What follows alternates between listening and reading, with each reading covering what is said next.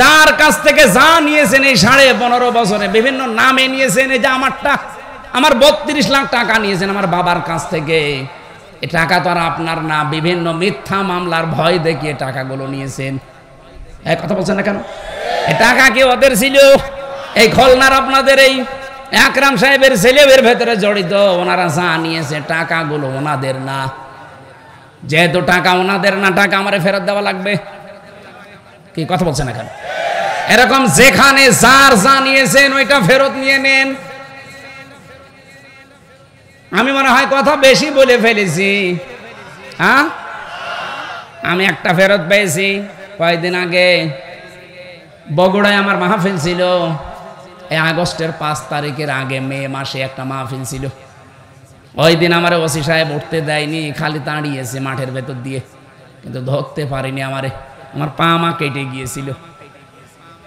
ওই দিন তারেক জিয়া সাহেবের গ্রামে মাহফিল ছিল আমার, বগুড়া গাবতলী। কিন্তু আমার ড্রাইভার আর আমার গাড়িটা ওরা থানায় আটকিয়ে বলছে টাকা দেওয়া লাগবে। আমার সাথে যে দ্বিতীয় বক্তা ছিল আব্দুর রশিদ, আব্দুল বারি ভাই, তার কাছে 1,13,000 টাকা শয়তানরা নিয়েছে। গাড়ি ছেড়ে দিয়েছে, কিন্তু টাকাগুলো বিভিন্ন জায়গা থেকে ধার কর্জা করে দিলাম। আগস্টের 5 তারিখের পর একটা মাহফিল ছিল আমার সিরাজগঞ্জে। আমি গোল চত্বরে বসে আছি, দেখি কয়েকজন পুলিশ, তার ভেতরে ওই ওসিও এসেছে। আমি তো আর রাতের বেলা চিনতে পারি নাই, আর এখন অলরেডি দাড়ি মাড়ি দেখে এসে বলছে হুজুর মাফ করে দেন। কে আপনি?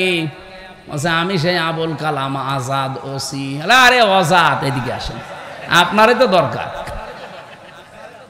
কিসের মাপ চান আপনি? আমার সে টাকা কই? টাকা নেই। টাকা নেই মানে? আমার নামে বিভাগীয় মামলা হয়েছে, আমার এখান থেকে পাঠিয়েছে সেই কক্সবাজারের টেকনাফে এক জঙ্গল এলাকায়। আমি ভয়তে আসতেও পারি না। আজ এক বন্ধুর মাধ্যমে খোঁজ নিয়ে এসেছি। আপনি আমার মাফ করেন। আমি মাফ করতে পারি, আগে টাকা দেওয়া লাগবে না, কোনো মাপ নেই। কারণ জিনিস তো আর আপনার না, আপনি আমার কাছ থেকে টাকাগুলো নিয়েছেন, টাকা দিয়ে দেবেন, আমি এখনই মাফ করে দেব।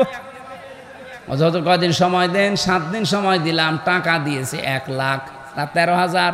তো হুজুর মিষ্টি খেয়ে ফেলিস, যা মাফ করে দিলাম। আগে তো 1 লাখ টাকা তো ফেরত পেলাম। আমার মনে হয় বাংলাদেশে এই প্রথম ইতিহাস যে পুলিশ কারো টাকা নিলে ফেরত দেয়। সেই সন্তান ছোটবেলায় যে বিড়াল কি হলে গাছে ওঠে, এরাও এত কায়দা করে আমারে টাকা দিয়েছে।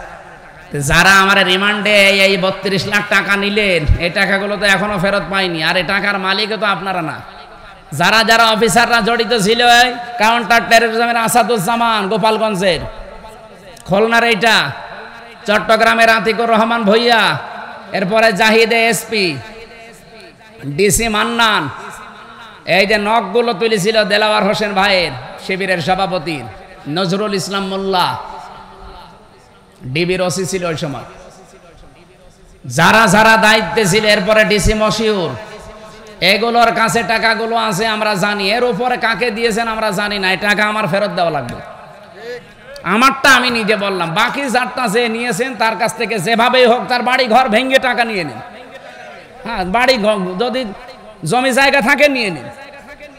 আমার কোনো বাংলা বলতে অসুবিধা নেই, আমি নিয়ে নেব, যেভাবেই হোক নিয়ে নেব। আমি দরকার আকরাম সাহেবের বাড়ি যাব, যাই বলবো যে আমার টাকা আপনার ছেলেও খেয়েছে, সে টাকা ফেরত দেন। কারণ আমার জিনিস আমি চাচ্ছি, আমি তো আপনারটা নিচ্ছি না। এই কথা বলছেন না কেন? হাদিস হচ্ছে কি, মানে দাগা মা লাইসা লাহু ফালাইসা মিন্না। যেই জিনিস যার না, সে যদি নিজের আয়ত্তে এটা রেখে দেয়, সে নবীর উম্মত থাকে না। ফালাইসা মিন্না, তো ফা আছে মাঝখানে। তা আপনি তো নবীর উম্মত নেই, আপনি মরে গেলে আপনার জানাজা নেই, কবর নেই, আপনাকে আমি বাঁচাতে চাই, সুতরাং দিয়ে দিন। যারটা যে নিয়েছেন এই 15 বছরে, তারটা তারে ফেরত দিয়ে দেবেন। সে যদি ফেরত না দেয়, আপনি যেভাবেই হোক আপনি নিয়ে নেন। এই যে ইসলামী ব্যাংক যাদেরটা ছিল তারা ফেরত নিয়েছে। কি ওরাকে জোর করে নিয়েছে? অনেকে বলে যে না, এটাও চিন্তা হয়েছে। আরে পাগল, চিন্তা হয়ে কি করে? ওর ব্যাংক ওদের, ওরা ফেরত পেয়েছে। আপনার যদি এরকম কিছু থাকে, আপনি ফেরত নিয়ে নিন। আমার মনে হয় এরকম ফেরত নেওয়ার সিস্টেম এখন চালু করা দরকার। তাহলে বহু কিছু আমরা এই 15.5 বছরে যারা হারিয়েছি, আমরা আবার বাবা শাহজালাল সব হালাল হয়ে যাব। হ্যাঁ, ঠিক আছে। আপনারা কি চলে যাবেন নাকি? 1-2 ঘন্টার সময় আজকে আমরা পাচ্ছি, এই হিসাবে একটু বেশি কথা বলছি না, আমি এত কথা বলতাম না। আর আজকে মাহফিল আমার একটা, তো 2টা থাকলে আমি 1 ঘন্টা 15 মিনিট শেষ করে দিতাম। 1-1.5 ঘন্টা 2 ঘন্টা থাকা যাবে, অন্তত আরো আধা ঘন্টা থাকবেন না ইনশাল্লাহ? আমি যে এই তথ্যটা দিয়ে একটু আশার বাণী শোনালাম, এই তথ্য কি আমার নিজের না আল্লাহর? যারা আমরা কষ্ট পেয়েছি ভাই, কোনো চিন্তা নেই, এই জন্য আলিফ লামটা ভালো করে যারা গ্রামার বোঝে এদের কাছে শিখে নেবেন, আপনি আশার সঞ্চার পাবেন। আল্লাহ এমনি এমনি কোনো কিছু নাজিল করেনি। আল্লাহ গ্যারান্টি দিচ্ছে, একটা কষ্ট সহ্য করলে 70টা সুখ শান্তি সাথে সাথে রেখে দিয়েছি। সুতরাং আমরা পরিপূর্ণ শান্তি এই দেশে দেখতে চাই না? হ্যাঁ, সিস্টেম অপর পৃষ্ঠায় দেখুন। কেউ যদি দুনিয়ায় একটা অবৈধ সুখ ভোগ করে, একটা, কয়টা বলেন বলেন, আপনি যদি একটা অবৈধ সুখ দুনিয়ায় ভোগ করেন, এই একটা সুখের কারণে কমপক্ষে আপনাকে 70টা দুঃখ কষ্ট যন্ত্রণা সহ্য করা লাগবে। হাসিনা যে এই 9 মাসের ভেতরে সফল হতে পারে নাই, প্রায় 27 বার চেষ্টা করেছে, একবারও সফল হতে পারে নাই। কারণ কি? কারণ তার যে শান্তি সুখ এই 15.5 বছরে সে পেয়েছে, একটাও বৈধ সুখ না, সব অবৈধ সুখ। উনি যে দায়িত্বে ছিল এই 15 বছর, বলেন তো উনি কি দায়িত্বে থেকেছে বৈধভাবে না অবৈধ? 30 বছর, 92 সালে জন্ম আমার। আমি যদি 18 বছর থেকে ভোট দিতে আরম্ভ করতাম, 3 বার ভোট দিতে পারতাম, একবারও পারি না। একবার না জেলে থাকতে মাফ করে দিলাম, আর 2 বার, একবারও পারি নাই। তাহলে সেই হিসাবে ওরা 15.5 বছরে যারা ছিল প্রত্যেকটা ছিল অবৈধ। আরে অবৈধ ভাবে ওরা সুখ পায়নি, বলেন বলেন, শান্তি পায়নি। এক একটা অবৈধ সুখের কারণে, শান্তির কারণে দুঃখ কয়টা? 70টা। তো 50টা সুখও যদি আপনি পান এই 15 বছরে, এক একটাই 70, কত হয় স্যার? 3,500। 3,500 কষ্ট পাবেন, দুঃখ পাবেন, লাঞ্ছনা, অপমান, গঞ্জনা, এইগুলো আগে দুনিয়ায় ভোগ করেন, এরপরে আপনি চট করে ঢুকে পড়বেন। এখনই যদি বলেন চট করে আসবে, তাহলে আয়াত কি হবে? আয়াতকে আমি ফেলে দেব? 100 ভাগ কার্যকর করবে আল্লাহ তার আয়াতকে। এই কথা বলেন না কেন? কারণ কি? আতাম্মাত কালিমাতু রাব্বিকা সিদকা ওয়া আদলা লা মুবাদদিলা লিকালিমাতি। সূরা আনআম 8 নাম্বার পারা, 1ম নাম্বার পৃষ্ঠা, 10 নাম্বার লাইনের 115 নম্বর আয়াত, প্রথম অংশে আছে। আল্লাহ বলেন, যা দিয়েছি কোরআন সব সত্য কথা এবং ইনসাফপূর্ণ কথা, এবং কিয়ামত পর্যন্ত আমার কথা কোনো রদ বদল নেই, কোনো পরিবর্তন নেই। সুবহানাল্লাহ বলতে পারেন নাই? সুতরাং আশার বাণী আমরা কোরআন দিয়ে শুনেছি, আমরা কি হতাশা থাকবো? আর বিজয় আসবেই। যত রকমের ষড়যন্ত্র হচ্ছে, আল্লাহর কিছু পরিকল্পনা আছে, এগুলো বাস্তবায়ন হবে। কিন্তু একটা বিষয় মনে রাখা লাগবে ভাই, জীবনে কোনো দিন কোনো বিষয়ে কোরআন থেকে যেটা পাবেন শোনার পরে যেন সন্দেহ করবেন না। এই জন্য আজকের আলোচনার বিষয়টাই আমরা সাজিয়েছি সন্দেহ। কি বললাম? আমি আয়াত যখন তেলাওয়াত করে ওই সময় শব্দটা 2 বার পড়েছিলাম, সুম্মা লাম ইয়ারতাবু, যারা সন্দেহ করে না। আসেন আমরা এই বিষয়ের উপরে কিছু কথা বলি তাফসীর আকারে। এই চলে যাবেন, কার হাত তোলেন তো? একজন শুধু, ঠিক আছে, আপনি চলে যান। বাকি যারা আছেন অন্তত এই আয়াতটা শুনে যাবেন। কারা কারা হাত তোলেন তো? ঠিক আছে, আলহামদুলিল্লাহ। খুব জরুরি না হলে উঠবেন না। খুলনা বিভাগের মানুষের আবার বিড়ি খাওয়ার অভ্যাস আছে, তো খুব যদি একেবারে নেশা লেগে যায় বিড়ি খেয়ে আবার চলে যাবে। এই যে আমার যে শেষের কথা ছিল কি, যারা অবৈধ সুখ পাবে, একটা অবৈধ সুখে দুঃখ কয়টা? বলেন বলেন। যারা পরকীয়া প্রেম করে, নারী হোক আর পুরুষ হোক, সুখ পায় না। এই কথা বলছেন এখন নাকি খুলনা জেলায় নেই? যারা এই অবৈধ সুখে আছেন, সুখ না পেলে এমনি 2-3 ছেলে মেয়ে রেখে আল্লাহর রাস্তায় চলে যায়, অবৈধ সুখ পায়। এই সুখটা কি বৈধ সুখ না অবৈধ? আরো জোরে বলেন বলেন। এই অবৈধ সুখে যারা আছেন, এই মুহূর্তে এই সম্পর্ক ছেদ করা লাগবে। সুখ পাবেন ঠিকই একটা, দুঃখ কয়টা পাবেন? আরো জোরে। যারা আছেন এখনই ডিলিট করে দেন নাম্বার। হয়তো অনেকের সাথে লাইনে নাম্বার আছে, এখনই রাতের বেলা যে কথা বলবেন না, এখনই ডিলিট করেন। কারা কারা এই অবৈধ সুখ আর চান না? হাত তোলেন তো। কার সাথে লাইন আছে দাদা, এদিকে আসেন। দাঁড়িয়ে আলা মানুষ, আমরা তো সে সালমান এফ রহমানের মতো দরবেশ, সব সাদা মনে হচ্ছে না। যাদেরই আছে ভাই এই মুহূর্তে তওবা করেন। আর এই মোবাইল যারা চালান আবেগে পড়ে কিছুই তো টের পান না। আমিও আগে জানতাম না, এই রিমান্ডে যেয়ে দেখেছি নাম্বারগুলো। আপনি এই যে বাটন ফোনে যারা কথা বলে, অনেকে বলে যে হোয়াটসঅ্যাপে এটা ধরতে পারে না, ট্যাগ হয় না। কে বলিস আপনাকে? এই দেশের কোনো কিছুই নিরাপদ না। হোয়াটসঅ্যাপ বলেন, মেসেঞ্জার বলেন, ইমো বলেন, আর এই যে ডাইরেক্ট নাম্বার বলেন, অফলাইনে অনলাইনে বলেন, সব ওরা মনে হয় যে ওদের সামনে বসে বসে বলছেন। আমার বাবার সাথে এই খুলনা কি সাতক্ষীরা থেকে মাওলানা আমিরুল ইসলাম বেলালি কল দিয়েছে, কি বলেছে ওইটা পরের দিন আমারে শোনাচ্ছে। অথচ আমার জীবনে কল্পনাও আসে না যে এই কথা ওরা রেকর্ড করতে পারে। অন্তত আমার বাবারটা। যার যার যা হচ্ছে এখনই থেমে যান, নিজেকে কন্ট্রোল করেন। যদি একটু ফাঁস হয়ে যায় না, আপনার কিন্তু ওই যে টাকলা মোরাদের মতো এখন সব হারাবেন। ওর খালি 6 মিনিট 8 সেকেন্ড ফাঁস হয়েছিল, ওর সব হারিয়েছে। ওর বউ হারিয়েছে, ছেলে মেয়ে শেষ, মন্ত্রিত্ব শেষ, এমপি শেষ, দলও শেষ। এখন আপনার আমার অনেকের কিন্তু এরকম কিছু আছে মোবাইলে। খুব সাবধানে মেয়েদের সাথে কথা বলা। যে 14 জন মহিলার সাথে বিবাহ করা জায়েজ আছে, জায়েজ নেই, হারাম, এদের সাথে কথা বলতে পারেন। বাকি যাদের সাথে বিবাহ জায়েজ আছে, কোনো প্রেমালাপ, বিশেষ করে উল্টা পাল্টা কোনো কথা ওর সাথে বলবেন না। হ্যাঁ, জরুরি হলে সালাম কালাম দিয়ে বলবেন আপনার স্বামীকে ধরিয়ে দেন, আপনার ছেলেকে ধরিয়ে দেন, আপনার বাবাকে ধরিয়ে দেন, না আপনার সাথে কথা নেই। কারণ এটা রেকর্ড করে কোন পানি কোন দিকে গড়াবে, ঠিক আছে? আমার মোবাইলে যে কালকে ইন্দোনেশিয়া থেকে, মালয়েশিয়া থেকে যুবতী মেয়েরা কল দিয়েছিল। কারণ ইমোতে কল দেয় অথবা হোয়াটসঅ্যাপে দেয়, দেওয়ার পরে তো ছবি ভেসে ওঠে। দেখার পরে আগে প্রথমে মেসেজ দিল যে আপনার কাছে কিছু জিজ্ঞাসা করতে চায়, নাম নিচে ভেসে ওঠে। তখন নাম্বারগুলো তো সব বিদেশি।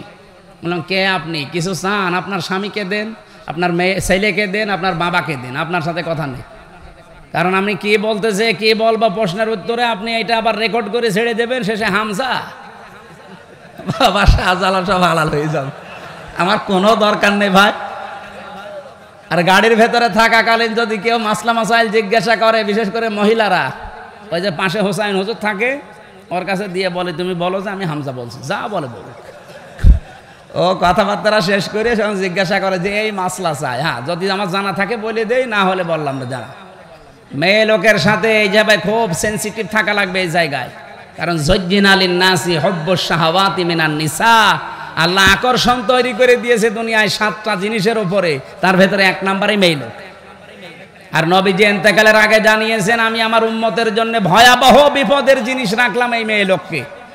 এজন্য খুব সাবধান থাকবেন, এখান থেকে সতর্ক থাকবেন। কি যুবক মানুষ কি বুড়ো মানুষ, স্যার আপনিও না না বর বলা যায় না, এ বয়সে আবার যদি আর এক সংসার করে। এই জন্য যে যেখানে আছেন আমি সহ প্রত্যেকে এই বিষয়ে খুব সেন্সিটিভ থাকা লাগবে। মোবাইলে মেয়েরা কথা বলবে কোন আওয়াজে, সে আওয়াজ পর্যন্ত আল্লাহ কোরআনে দিয়েছে। এখন যদি বলেন ওই সময় মোবাইল ছিল 1500 বছর আগে, ছিল, ওই সময় হেজাব ছিল। এটা সূরা আহজাবের 32 নম্বর আয়াতে পাবেন, ইয়া নিসান নাবিয়্যি লাস্তুন্না কাহাদিম মিনান নিসাই ইনিত্তাকাইতুন্না ফালা তাখদানা বিল কওলি ফায়াতমাআল্লাযী ফি কলবিহি মারাদু ওয়া কুলনা কাওলাম মা'রুফা। এটা মাযহারি তাফসীরে আছে। আল্লাহ পাক বলেন, হে নবীর স্ত্রীরা, খুলনাবাসী আপনি বলেন তো নবীর স্ত্রী উম্মতের জন্য আমরা কি বলে ডাকি? বলেন বলেন। মায়ের সাথে সন্তান যত খারাপ হোক, মানে খারাপ ধারণা করতে পারে, সেখানে আল্লাহ আয়াত দিয়ে বললেন, হে নবীর স্ত্রীরা, যদি কারোর সাথে কথা বলার বড় প্রয়োজন হয়ে পড়ে, কথা বলবা ঠিক, মিথ্যা কথা বলা যাবে না। মোবাইলে বলেন, ফোনে বলেন, ফ্যাক্সে বলেন, পর্দার আড়াল থেকে বলেন, দেওয়ালের পাশ থেকে বলেন, কিন্তু কথা বলবেন সঠিক কথা, মিথ্যা কথা বলবেন না। কিন্তু ভাষা হবে আপনাদের রুক্ষ সূক্ষ্ম, কোনো রসকস থাকবে না ভাষার ভেতরে। মোবাইলটা তোলার পরে যদি দেখেন যে আপনার বাবা না, আপনার স্বামী না, আপনার বড় ভাই, আপনার ছোট ভাই না, এরকম 14 জন মা পুরুষ মানুষের তালিকা আছে। মেয়েরা যারা এসেছেন আপনাদেরকে বলছি, সূরা নিসার 22-23 নাম্বার আয়াত পড়বেন। এই 14 জন মহিলা এবং 14 জন পুরুষ, এদের বাদ দিয়ে যদি অন্য কোনো মানুষ, এমনকি কাবার ইমামও যদি হয়, আমির হামজা তো দূরের কথা, কাবার ইমাম সাহেবও যদি কল দেয়, আব্দুর রহমান সুদাইসি, আপনি কথা বলার পরে সালাম দিয়ে গরম দেবেন। মানে আপনার ভাষায় এমন করবেন, বলবেন কি, কাকে চান, কি দরকার, তর্ক শুরু করে দেবেন। ও মনে করবে আল্লাহ কি মহিলা না ইসরাইল, তাড়াতাড়ি কেটে দেবে। আর আপনি যদি একেবারে শাবনুরের মতো, এই তো যশোরের মেয়ে, আপনি যদি একেবারে মোলায়েম কণ্ঠ দিয়ে বলেন আসসালামু আলাইকুম বিআই সাহেব, ওর মনের ভেতরে আল্লাহ বলেন মারাদুন, যদি গোড় থাকে, অসুস্থ থাকে, রোগ থাকে, ও কিন্তু লাইন লাগাবে। 2 দিন, 5 দিন, 7 দিন, 10 দিন পরে দেখবেন আল্লাহর রাস্তায় আপনাকে নিয়ে চলি। কথা বলেন না কেন? এই বিষয়টা খুব সেন্সিটিভ থাকা লাগবে ভাই। আমি আর কি মারার জন্য বলছি না, বহু মানুষের আমল নামা কিন্তু আছে। এই যে মাঝে মাঝে সাংবাদিক ইলিয়াস ছেড়ে দেয়, পিনাকি ভট্টাচার্য ছেড়ে দেয়, দেখেন না? খুব সাবধানে। এখন কিছু মনে হচ্ছে না যে যেখানে এখন থেকে কথা বলবেন, দরকারি কথা ছাড়া কথা বলবেন না। আর আপনার দরকার কি? অন্যের মেয়ের সাথে, অন্যের বোর সাথে গল্প করা?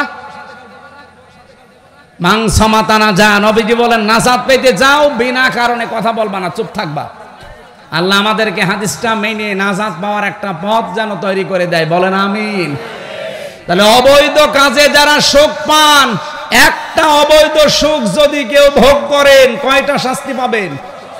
আল্লাহ আমাদের প্রত্যেকের এই জায়গাগুলো থেকে যেন বাঁচিয়ে দেন, বলেন আমিন। সূরা হুজুরাত একটা পারিবারিক জীবন নিয়ে কথাবার্তা বলা আছে। এখানে 14 নম্বর 15 নম্বর আয়াতটা আমরা পড়েছিলাম।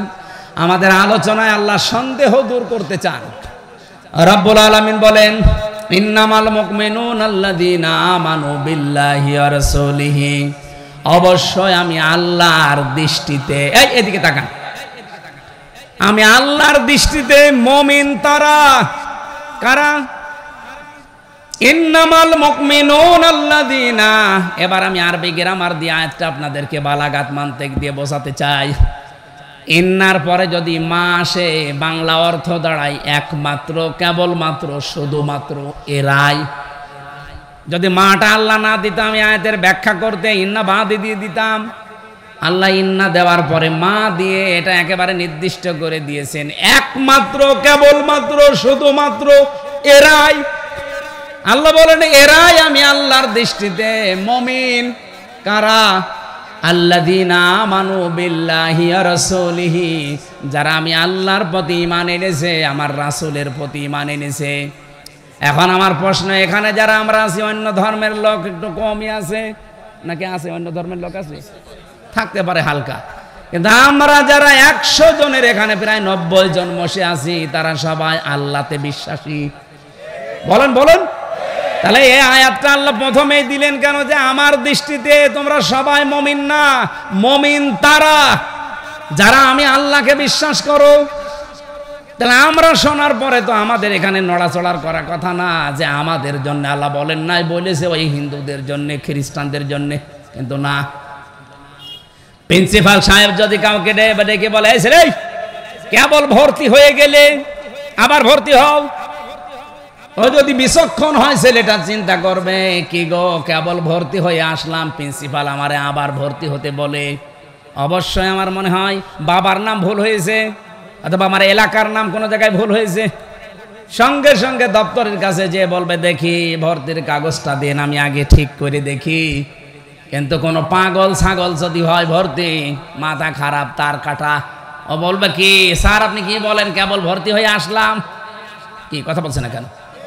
আমরা তো আর পাগল ছাগল তার কাটা না, আমরা বিচক্ষণ মানুষ।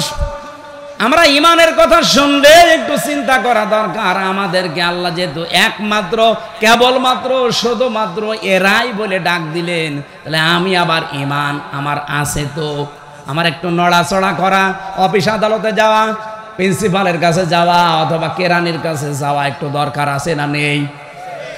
এবার কেরানির কাছে যান। এবার ইমান আনলে ইমান ঠিক থাকবে বিষয়টা এমন না। এখানে যারা ওযু করে বসে আছেন, ওযু করলে ওযু থাকে না, 7 কারণে ওযু ভেঙে যায়। কয় কারণে? নামাজ পড়লে নামাজ হয় না, 19টা কারণে নামাজ ভেঙে যায়। রোজা রাখলে রোজা ঠিক থাকে না, 7টা কারণে রোজা ভেঙে যায়। হজ করলেও হজ ঠিক থাকে না, 5টা কারণে হজও ভেঙে যায়, নষ্ট হয়ে যায়। দুনিয়ায় যত ফরজ জিনিস আল্লাহ কোরআনে দিয়েছেন, প্রতিটি জিনিস নষ্ট হয়ে যাওয়া, ভেঙে যাওয়ার পেছনে কিছু না কিছু কারণ আছে। আল্লাহ পাক বলেন, ঈমান যারা আনলে আমার দৃষ্টিতে তুমি ঈমানদার আছো কিনা, এটা কিন্তু এখন হিসাব নিকাশ করা লাগবে। কারণ ঈমান আনলে ঈমান থাকে না, ঈমানও ওই ওযুর মতো ভেঙে যায়। ঈমান ভেঙে যায় 10টা কারণে। কয়টা? হয়তো নামাজের বিষয়, রোজার বিষয়, ওযুর বিষয়, এগুলো বলতে পারবে। বলেন তো, স্যারকে জিজ্ঞাসা করেন ঈমান ভেঙে যায় যে 10টা কারণে বলতে বলেন। এমনকি আমারও আন্দাজে যদি বলতেন আমিও পারতাম না। আমি না পড়াশোনা করেছি তাই বলতে পারছি। এখানে 100 জনের আমার মনে হয় 90 জনই আমরা জানি না যে ঈমান কি করে ভেঙে যায়। ওযু ভেঙে গেলে ওযু দিয়ে নামাজ হয়। কথা বলে না কেন? ভাঙা ওযু দিয়ে যেমন নামাজ হয় না, ভাঙা ঈমান দিয়ে আল্লাহর জান্নাতে যাওয়া এটা কঠিন জিনিস। এজন্য ঈমান আনা লাগবে।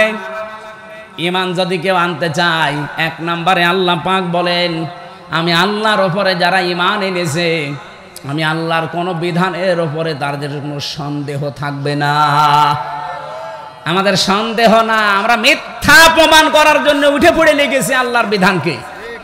এদেশের রাজনৈতিক একটা বড় দলের বড় দায়িত্বশীল কথা বলেই ফেলেছে অলরেডি যে কোরআনের সাথে রাজনীতির কোনো সম্পর্ক নেই। বলে নাই? অথচ আমার এই ছোট মাথার ভেতরে কোরআনের সাথে রাজনীতির সম্পর্ক নেই। মানে কোরআন রাজনীতি করা লাগবে কোরআন দিয়ে, এটা আমি 918 জায়গায় পেয়েছি। আর এত বড় বড় মাথা নিয়ে বসে আছে, ওরা বলে কোরআনের সাথে রাজনীতির কোনো সম্পর্কই নেই। তাহলে আপনার ঈমান আছে? আপনি সন্দেহ করলেই যেখানে আল্লাহর দৃষ্টিতে আর ঈমানদার থাকেন না, আপনি সেখানে অবিশ্বাস করে বসে আছেন। আমি আবার বলছি, রিপিট করছি, সন্দেহ করলে যদি ঈমান না থাকে, অবিশ্বাস করলে থাকার কথা। কত বড় কঠিন শাস্তির কথা আছে সূরা আরাফের 40-41 নম্বর আয়াতে। আমার গা শিউরে ওঠে এই মানুষগুলোর কথা শুনলে। ইন্নাল্লাযীনা কাযযাবু বিআয়াতিনা ওয়াস্তাকবারু আনহা লা তুফাত্তাহু লাহুম আবওয়াবুস সামা। রব্বুল আলামিন বলেন, নিশ্চয় যারা আমার আয়াতকে মিথ্যা প্রতিপন্ন করে, আমার আয়াতকে যারা বিশ্বাস করতে চায় না এবং অহংকার করে মুখ ফিরিয়ে চলে আসে, এই নারী কমিশনের 13টা আয়াতের প্রতি ওরা দোষারোপ অলরেডি করেছে। এই কমিশনের সাথে যারা আছে, এরা যদি তাওবা না করে, এদের জানাজা পড়াও জায়েজ নেই। ওদের হিন্দুদের মতো পুড়িয়ে ফেলা লাগবে। কারণ ওরা আল্লাহর কোরআনে শুধু অবিশ্বাস না, আয়াত কেটে অলরেডি বাদ দিয়ে দিয়েছে। আল্লাহ পাক বলেন, যারা অহংকার করবে, মুখ ফিরিয়ে চলে যাবে, কি করব তাদেরকে জানো? লা তুফাত্তাহু লাহুম আবওয়াবুস সামা। ওদের জন্য আকাশের একটা দরজাও আর খোলা হবে না। তুফাত্তাহু এটা মোজারে, এটা বর্তমান ভবিষ্যৎ, প্রেজেন্ট ফিউচার। বাবের বহুবচন আবওয়াব। আল্লাহ বলেন, দরজা আমি একটা দিতে পারতাম, আবওয়াব দিয়েছি বহুবচন। যারা আমার কোরআনকে মিথ্যা মনে করে, কথা শোনার পর আমি যা কথা বলছি আপনার কি মিথ্যা মনে হয়? বলেন বলেন। সন্দেহ লাগে? যদি সন্দেহ মনে হয়, মিথ্যা মনে হয়, অহংকার করে যদি মুখ ফিরিয়ে চলে যাও, ওই রকম কথা বলেই থাকে। আল্লাহ ওয়াস্তাকবারু আনহা দিয়েছেন। আপনার জন্য প্রথম শাস্তি, আকাশের সব দরজা আপনার জন্য আজকে থেকে বন্ধ, একটাও খুলবেন আল্লাহ। আকাশের দরজা না খুললে আপনার আমল উঠবে কি করে? এতটুকু তো আল্লাহ শেষ করে দেননি। ওয়ালা ইয়াদখুলুনাল জান্নাহ, এরা জান্নাতেও যাচ্ছে না, যাবেও না। ইয়াদখুলুনা এটাও মোজারে, বর্তমান ভবিষ্যৎ, প্রেজেন্ট ফিউচার। কতদিন আপনি জান্নাতে যাচ্ছেন না, যাবেন না? বলেন তো। এরকম সন্দেহ করে, এরকম অবিশ্বাস করে, অহংকার করে যারা মারা যায়, এই মানুষগুলোর আমল আখলাক তো আকাশে ওঠা বন্ধ। এদের জন্য জান্নাতের দরজা বন্ধ। আমি যত এখান থেকে কাবার ইমাম দিয়ে দোয়া করাই, ওর আমল তো আর, ওই দোয়াও তো আর আকাশে উঠবে না, কারণ ওর দরজা সব। বলেন বলেন। লা তুফাত্তাহু লাহুম, হোম দিয়েছেন, এটা জমির বহুবচন। এরকম চরিত্র যাদেরই হবে, আল্লাহ রসুলের কোন কথা শোনার পরে শুধু সন্দেহ না, অবিশ্বাস না, শুধু সন্দেহ যদি করে, আল্লাহ বলেন আকাশের দরজা শুধু বন্ধ করব তা না, যালিকা বিআন্নাহুম কারিহু মা আনজালাল্লাহু ফাআহবাতা আমালাহুম। সূরা মুহাম্মদের 9 নম্বর আয়াতে আছে, 26 নম্বর পারা 6 নম্বর পৃষ্ঠার 12 নম্বর লাইনে আল্লাহ বলেন যারা আমার নাজিলকৃত কোনো কথা অবিশ্বাস দূরের কথা, কেউ যদি এরকম মন খারাপ করে, মন খারাপ যদি করে, কারিহু, আল্লাহ বলেন ফাআহবাতা আমালাহুম, ওর জীবনের যত ভালো ভালো কাজ ছিল সব আমি নষ্ট করে দেব, একটাও রাখবো না। এই জন্য আমলের বহু বছর আমাল দিয়েছেন। বাংলাদেশে আয়াতগুলো মিলালে আমার বড় আফসোস লাগে, দুঃখ হয়, বহু হাজির জীবনের পেছনে সব ধ্বংস হয়ে গেছে। এই কথা বলছে না কেন? এরকম মানুষ এখানে নেই। কথা শোনার পরে ওর কাছে শুধু রাজনীতির গন্ধ খোঁজে, না হুজুর এই দিকে টেনে বলে। এদের দিকে যদি কোরআন না থাকতো জীবনে এর দিকে আমি টেনে কথা বলতাম না, কারণ ওনার সাথে আমার রক্তের কোনো সম্পর্ক নেই, আত্মীয়তার কোনো সম্পর্ক নেই, সম্পর্ক শুধু কোরআনের কারণে। কথা বলেন না কেন? আজিল্লাতিন আলাল মুমিনিনা ইজ্জাতিন আলাল কাফিরিন, তারা মুমিনদের প্রতি হবে দয়ার্ধ আর কাফেরদের প্রতি হবে কঠোর। কুষ্টিয়ায় আমার বাড়ি, আপনার বাড়ি খুলনা, 165 কিলোমিটার এখান থেকে। আপনার সাথে আমার ভালোবাসা মহব্বত শুধু এই কারণে, আমার আপন ভাইয়ের সাথে এত মহব্বত নেই। আপনার সাথে মহব্বত ভালোবাসা আল্লাহ তৈরি করে দিয়েছে আমার মনে এই কারণে, কারণ আপনি দিন প্রতিষ্ঠার কর্মী। আপনি যদি মানুষের তৈরি করা আইন প্রতিষ্ঠার কর্মী হতেন, আপনি আমার আপন ভাই হলেও আপনাকে আমি ভালোবাসতাম না। এই কথা বলছেন কেন? এটাকে আমি বানালাম। যারা এগুলো করে দেখবেন তাদের মনের দিকে তাকিয়ে, তাদের মনে এরকমই আমার আপন ভাই নেই, আমি একা, আমার একটা বোন আছে। এই বোনটাও যদি একামতে দিনের বাইরে কেউ থাকে, ওই বোনের চাইতে আমার রাজশাহী খুলনা যেই বোনটা দিনে একামতে দিন কায়েম করতে চায়, সে আমার আপন বোনের চাইতে, আপন রক্তের চাইতে, আপন আত্মীয়র চাইতেও আত্মার আত্মীয়। বলেন বলেন। আর এটা তৈরি করে দেয় কে? আপনি দেখেন এইটাই তৈরি হয়ে আছে সারা বাংলাদেশে, সারা পৃথিবীতে। একামতে দিন যারা কায়েম করতে চায় এই জমিনে, তাদের ভালোবাসা আপন ভাইয়ের চাইতেও বেশি। নিজের আপন ভাই আপন বোনের সাথে এত মহব্বত আল্লাহ তৈরি করে দেয়নি, অথচ বাড়ি আমার কুষ্টিয়া, আপনার বাড়ি খুলনা। এত দূরের থেকে মহব্বত তৈরি করে দিয়েছে কে? কোরআনের সাথে যাদের মিলে যায়, আমি তো তার কথাই বলবো। আপনি কোরআনের কথা শোনার পরে যদি সন্দেহ করা, মন খারাপ করা, কারিহু বিমা আনজালাল্লাহ, কেউ মন খারাপ করলেও ফাআহবাতা আমালাহুম, আর একটা আমলও থাকবে না, সব নষ্ট হয়ে যাবে। কত মানুষের নষ্ট হয়ে গেছে, এখনো যাচ্ছে। আপনারটা যাচ্ছে কিনা আপনি বলেন তো? ওয়ালা ইয়াদখুলুনাল জান্নাহ, আল্লাহ শেষ করে দেননি। জান্নাতে তো যাবেই না, কতদিন পর্যন্ত যাবে না আল্লাহ একটা উদাহরণ দিয়েছেন। হাত্তা, যতক্ষণ ইয়ালিজাল জামালু ফি সাম্মিল খিয়াত, ইয়ালিজা মানে প্রবেশ করা, জামাল মানে উট, সাম্মন মানে ছিদ্র, খিয়াত মানে সুস, সুসের ছিদ্র দিয়ে উট যেদিন প্রবেশ করে যাবে, ওই দিন ওই লোকটা জান্নাতে যাবে। সুসের ছিদ্র দিয়ে চোখ খারাপ থাকলে সুতায় পরাতে পারে না, সেখানে উট যাওয়া সম্ভব। কি উদাহরণ আল্লাহ সেট করেছেন। ওয়াকাযালিকা নাজজিল মুজরিমিন, পাপিষ্ঠদেরকে আল্লাহ এইভাবে শাস্তি দেবেন। এইজন্য ঈমান যারা এনেছেন আল্লাহর প্রতি, আমানতু বিল্লাহি কামা হুয়া বিআসমাইহি ওয়া সিফাতিহি ওয়া ক্বাবিলতু জামিআ আহকামিহি ওয়া আরকানি, সাবধান হয়ে যান আজকে থেকে আল্লাহর কোন বিধান শোনার পরে সন্দেহ, আর রাসূলুহু এবং তার রাসূলের উপরও সন্দেহ করে না। বিশ্বনবীর নিজের 23টা বছরের নবুয়তের জিন্দেগির 13 বছর আপনি মানেন, 10 বছর মানতে গেলে আপনার কাছে কষ্ট হয়।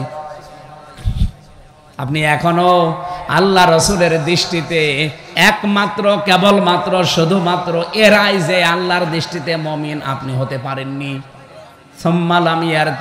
যারা সন্দেহ করে না, অজাহাদু বিআমওয়ালিহিম ওয়া আনফুসিহিম ফি সাবিলিল্লাহ, যারা চেষ্টা করে, সাধনা করে, সংগ্রাম করে, জিহাদ করে, প্রচেষ্টা চালায় জান আর মাল দিয়ে আল্লাহর জমিনে আল্লাহর দিনকে কায়েম করার জন্য তার রাস্তায়।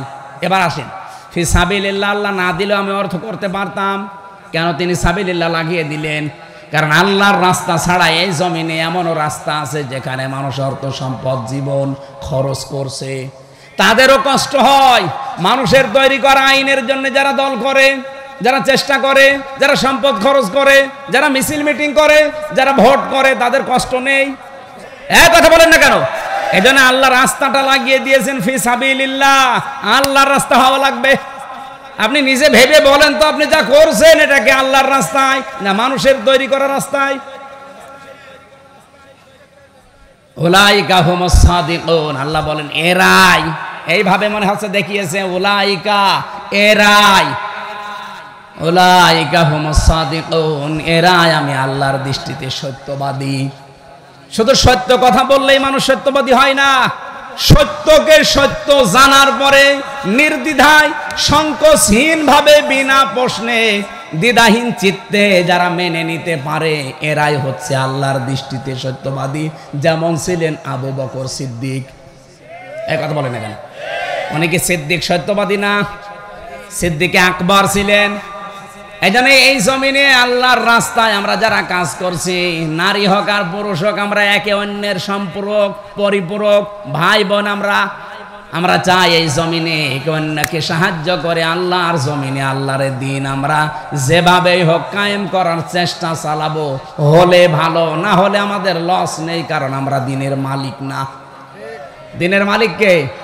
আরো জোরে বলেন, মালিক কে? আমরা দিনের খাদেম, আমরা দিনের কামলা, জন, মনীষ, পাট, লেবার যাই বলেন, আমরা চেষ্টা করে যাব এই জমিনে দিন কায়েম করার জন্য। কায়েম হলে আমাদের বেতন আমাদের আল্লাহ দিয়ে দেবে, না হলেও বিকাল 5টা মানে জীবনের শেষ দিন আমাদের বেতন আছে না? মা বোন যারা এসেছেন, অনেকে যারা ফতোয়াবাজি করে, তোমাদের জন্য আবার এগুলো দরকার কি? দরকার কি মানে সূরা তাওবার 70-71 নম্বর আয়াত, মুমিন নারী পুরুষ যারা দুইজন, এক একজনের সম্পর্ক, বন্ধু, অভিভাবক, গাইডলাইন দাতা, একজন আরেকজনকে সাহায্য করবে আল্লাহর জমিনে আল্লাহর দিনটা কায়েম করা, প্রতিষ্ঠা করা, বাস্তবে রূপ দেওয়ার জন্য। সুতরাং যে যেখানে আছে আজকে থেকে এটা জীবনের মেন কাজ বানিয়ে নেবেন, যতদিন আল্লাহর এই জমিনে দিন কায়েম না হয়। যে যা বলছে বলুক, ইউজাহিদুনা ফি সাবিলিল্লাহ ওয়ালা ইয়াখাফুনা লাউমাতা লাইম, তারা আল্লাহর রাস্তায় চেষ্টা করে যায়, প্রচেষ্টা চালায়, জিহাদ করে, কিন্তু কোনো তিরস্কারকে তারা পাত্তা দেয় না, তারা কিছু মনেও করে না, পরোয়াও করে না। জালিকা ফাদলুল্লাহ, আল্লাহ বলেন এটা সবার জন্য না, ইউতিহি মাইয়াশা, যাকে আল্লাহ পাক পছন্দ করেন, অনুগ্রহ করেন যার প্রতি, তাকে আল্লাহ এই কাজে লাগান। সুতরাং আল্লাহর রাস্তায় আমরা আল্লাহর দিন প্রতিষ্ঠার জন্য, পদ্ধতি আমাদের ভুল থাকতে পারে, অনেকে বলে ওনাদের আকীদা ঠিক নেই, আমাদের পদ্ধতি ভুল থাকতে পারে। সৈয়দ আবুল আলা মওদুদীকে আমরা ফেকার ইমামও মানি না, আর তার মাসলাও আমরা গ্রহণ করি না। উনি একটা ইসলামিক দার্শনিক ছিলেন, চিন্তক ছিলেন, রাষ্ট্র চিন্তা করতেন। ওনার রাষ্ট্র দর্শনটা একটা আমরা নিয়েছি, এটা গণতান্ত্রিক পদ্ধতিতে ইসলাম কায়েম করা যায়। এই পদ্ধতি যেহেতু উপমহাদেশে চলছে, এই জন্য আমরা এটা নিয়েছি। আমার পদ্ধতি ভুল হতে পারে, কিন্তু আমার আকীদা ঠিক আছে। জামাত ইসলামী বাংলাদেশের আকীদা হচ্ছে জমিন আল্লাহর, আইন চলবে। যারা এই তহমত জামাত ইসলামের প্রতি চাপিয়ে দিয়েছেন যে এদের আকীদা ঠিক নেই, আপনি একটা মিথ্যাবাদী। কে বলেছে জামাতের আকীদা ঠিক নেই?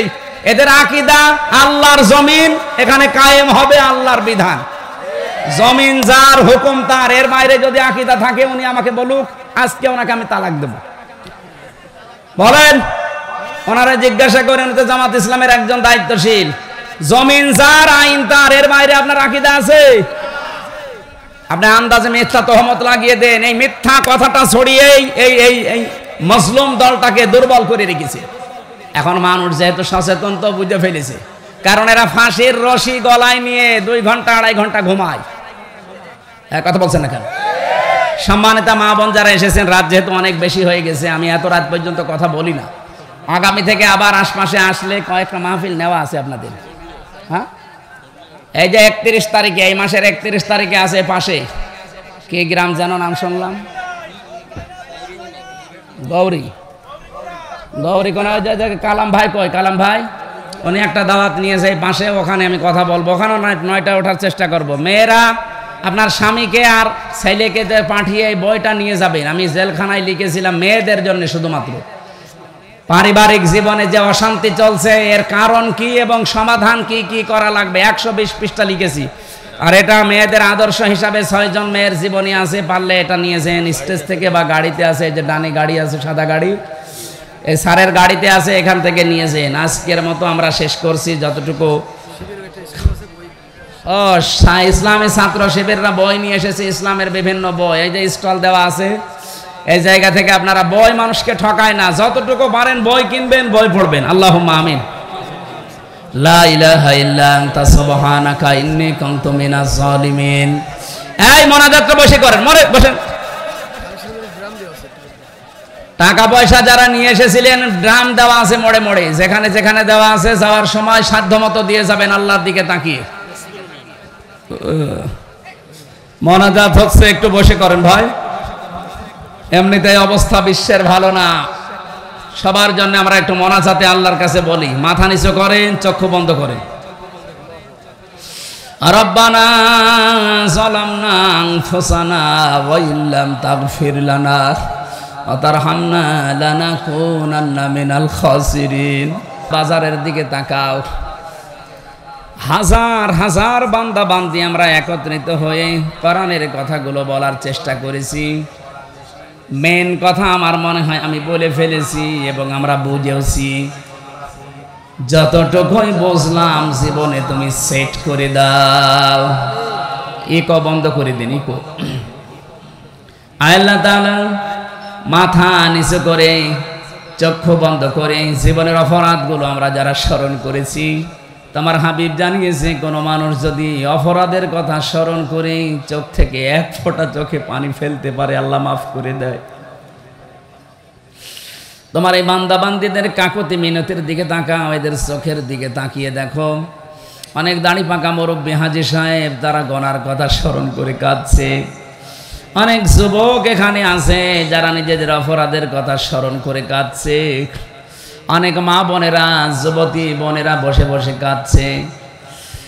যার চোখের পানি তোমার পছন্দ হয় তার তারণে আমাদের সবাইকে তুমি আজকে নিষ্পাপ বানিয়ে দাও। তুমি যে বিধানগুলো দিয়েছে আমরা তো সন্দেহ করি না, অবিশ্বাস তো করি না। আল্লাহ তোমার দৃষ্টিতে তুমি আমাদেরকে সত্যবাদী হিসাবে লিখে নাও। হযরতে আবু বকর সিদ্দিককে যেভাবে তুমি কবুল করেছিলে আমাদেরকেও আজকে এইভাবে কবুল করে নাও। সারা বিশ্বে আজ মুসলমানেরা বড় বিপদে আছে, বিশেষ করে ইহুদি খ্রিস্টান আর মুশরিকরা মুসলমানদেরকে দুনিয়া থেকে বিদায় করার জন্য বিভিন্ন কায়দায় তারা যুদ্ধ লাগিয়ে দিয়েছে। আল্লাহ তাআলা পাক ভারতের যে যুদ্ধ চলছে এই মুসলমানদের তুমি হামে ও নাসির হয়ে যাও। যেই মুশরিকরা উস্কানি দিয়ে তোমার ঘর পর্যন্ত পাকিস্তানে ভেঙে দিয়েছে, আল্লাহ এই ইন্ডিয়া এই মুশরিকদেরকে তুমি টুকরা টুকরা করে দাও। মুসলমানদেরকে তুমি এই দুনিয়া আখিরাতে উভয় জগতে বিজয় দান করো। ভারতের মুসলমানদেরকে তুমি বাঁচাও, বাংলাদেশকে তুমি কোরআনের হাতে একটু তুলে দাও। চর্ম চোখে যেন আমরা দেখতে পারি তোমার কালাম দিয়ে এ জমিন চলছে। রব্বুল আলামিন, জীবনে বহু মোনাজাত করেছি তোমার কাছে, কবুল হয়েছে কোনটা জানি না। আজকে বড় আশা নিয়ে মুসাফির অবস্থায়, অসুস্থ অবস্থায় দোয়া করছি, আল্লাহ এই জমিনটা তুমি কোরআনের হাতে তুলে দাও। সম্মানিত মা বোনদেরকে তুমি খাদিজাতুল কুবরার মতো তৈরি করো, তাদের ছেলে মেয়েদেরকে তুমি হাসান হোসাইন ফাতেমার মতো বানিয়ে দাও। স্বামী যাদের অবাধ্য আছে বাধ্য করে দাও, সংসারে তুমি সুখ আর শান্তি দিয়ে পরিপূর্ণ করে দাও। মাহফিলের সম্মানিত সভাপতি মাওলানা মোফাজ্জেল হোসেন, আল্লাহ তোমার আলেম বান্দাকে তুমি কবুল করো। প্রধান অতিথি অধ্যাপক মিয়া গোলাম পরওয়ার তোমার ঘরে হাজিরা দিতে গেছে, আল্লাহ তুমি তার হজটা হজ্জে মাবরুর হিসাবে মেনে নাও। এলাকায় মাটির নিচে কত মানুষ শুয়ে আছে, কোরআনের ইজ্জতে মাফ করে দাও। এই বড়না বাজারে যারা ব্যবসা বাণিজ্য করে আল্লাহ, কোরআনের কারণে এদের ব্যবসা বাণিজ্যে বরকত দাও। তুমি তো দেখো এ জমিনে কোরআনের জন্য কষ্ট করে কারা, কোরআন কায়েমের জন্য চেষ্টা করে কারা। অজাহাদু বিআমওয়ালিহিম ওয়া আনফুসিহিম ফি সাবিলিল্লাহ, এই আয়াতটা কাদের সাথে মিলে যায় তুমি তো দেখতে পাও। আল্লাহ তুমি তাদেরকে কবুল করো।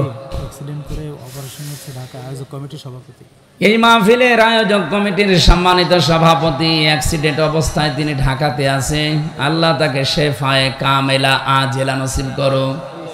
আমাদের 100% বিশ্বাস আমরা যা বলি তুমি শুনতে পাও এবং দয়া করে তুমি এগুলো গ্রহণ করবা। যারা এই মাহফিলের দায়িত্বে আছে আল্লাহ এদেরকে যে মা পেটে নিয়েছে মায়ের পেটও তুমি কবুল করো। কত কষ্ট স্বীকার করছে এই স্বেচ্ছাসেবক বাহিনী, যে যেখান থেকে যে দায়িত্বে আছে কোরআনের ইজ্জতে তার দায়িত্বটাও কবুল করে নাও। আগামীতে এটা কোরআন প্রচারের জন্য আরো বিশাল আকারে মঞ্জুর করো আল্লাহ। 3টা বছর জালেমের জিন্দানখানায় আমি অসুস্থ হয়ে গেছি, আল্লাহ তুমি আমার শরীর কণ্ঠটা আগের অবস্থায় ফিরিয়ে দাও। বারাকাল্লাহু লানা ওয়া লাকুম ফিল কোরআনিল আযীম। জীবনের শেষ কথা যেন বলতে পারি লা ইলাহা ইল্লাল্লাহু মুহাম্মাদুর রাসূলুল্লাহ। আসসালামু আলাইকুম। যান আস্তে আস্তে।